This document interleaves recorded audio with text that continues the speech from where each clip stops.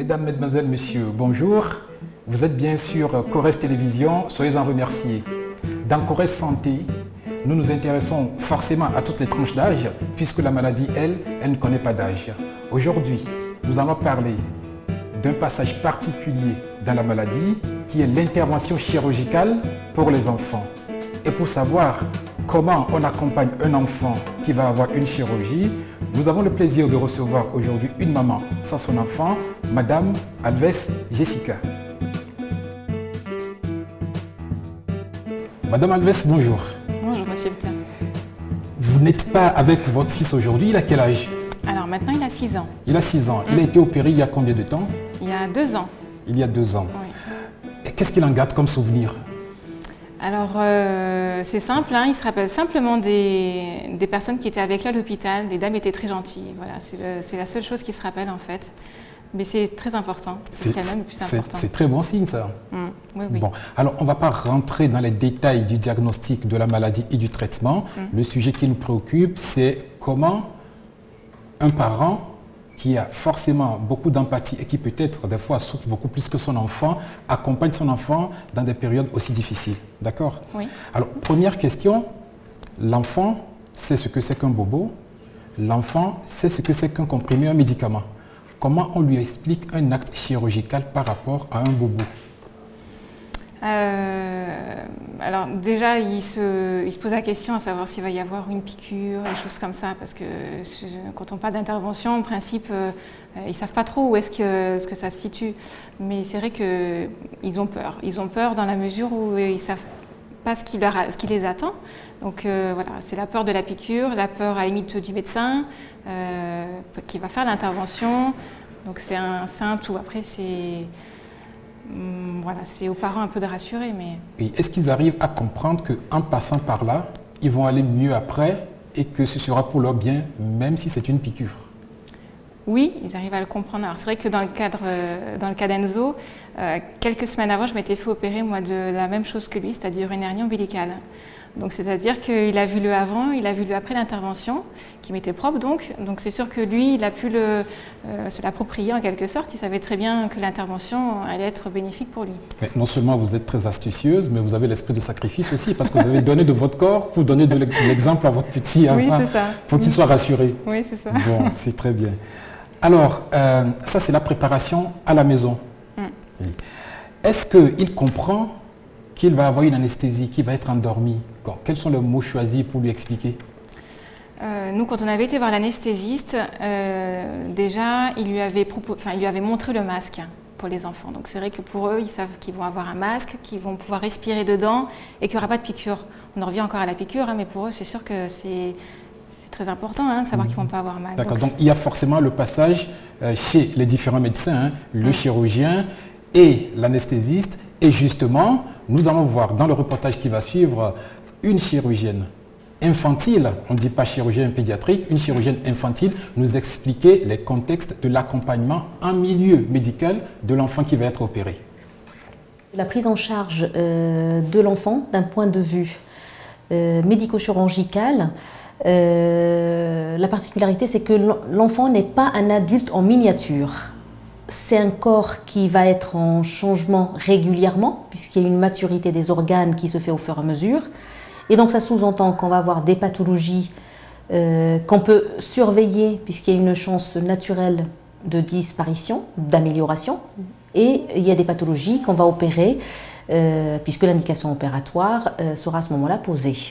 La prise en charge de l'enfant sous-entend de s'adapter d'un point de vue langage. Les explications vont se faire globalement par des dessins et avec des mots adaptés à l'enfant.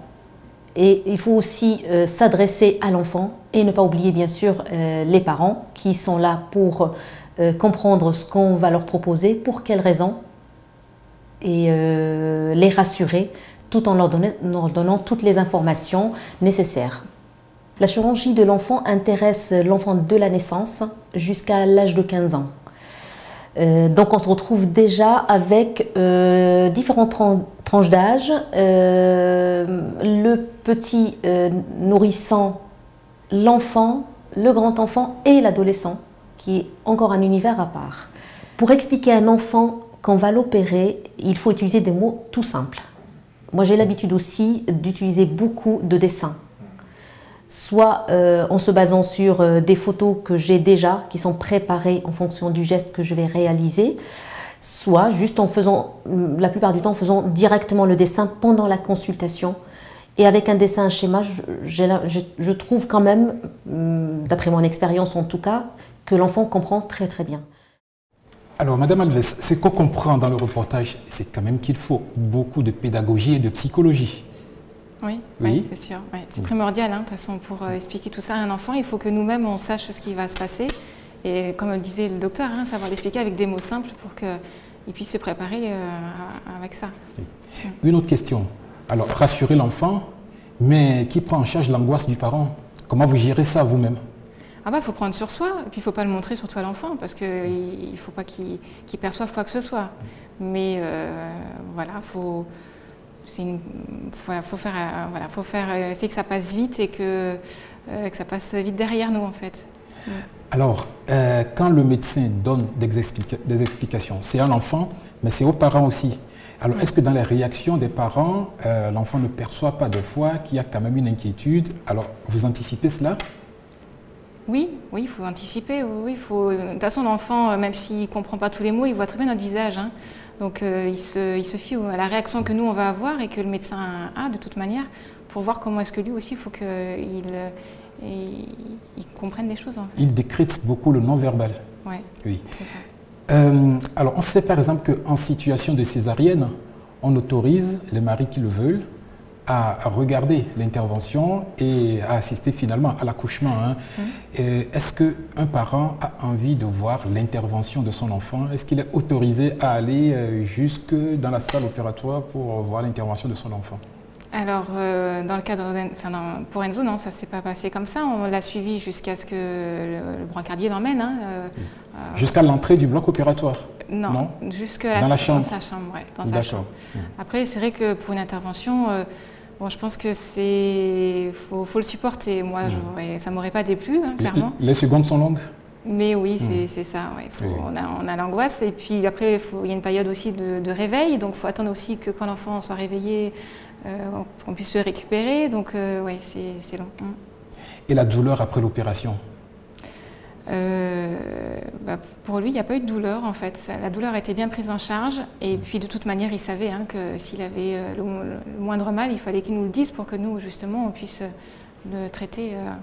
Il ne vous a pas réclamé en partant pour le bloc opératoire?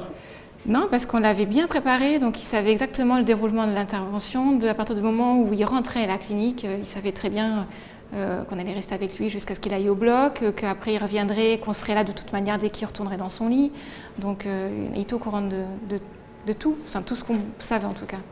Il en garde des souvenirs donc de l'hospitalisation, mais de l'opération, non? Non, des séquelles corporelles, des cicatrices non, c'est sûr. Et même après, une fois qu'il a été opéré, qu'il y a eu le retour à la maison, il disait c'est quand que je me fais opérer finalement parce que... c'est plutôt bien réussi. Oui, donc c'est vrai que je lui faisais les soins à la maison, mais il y a eu 2 opérations, donc c'était... mais voilà, il n'a pas encore, il comprenait pas, il voyait, ce qu'il voyait, il l'assimilait comme une opération faite, mais ce qu'il ne voyait pas, il ne se doutait pas que ça avait déjà été fait en fait. Nous vous remercions de ce témoignage qui n'est pas forcément très facile parce qu'on se livre un peu aussi sur sa vie presque intime, on parle un peu de son enfant. Merci pour ce témoignage qui forcément va servir aux autres. Merci à vous. Mesdames, Mesdemoiselles, Messieurs, merci de votre attention. À très bientôt pour une nouvelle émission. D'ici là, prenez bien soin de vous, sans oublier les autres.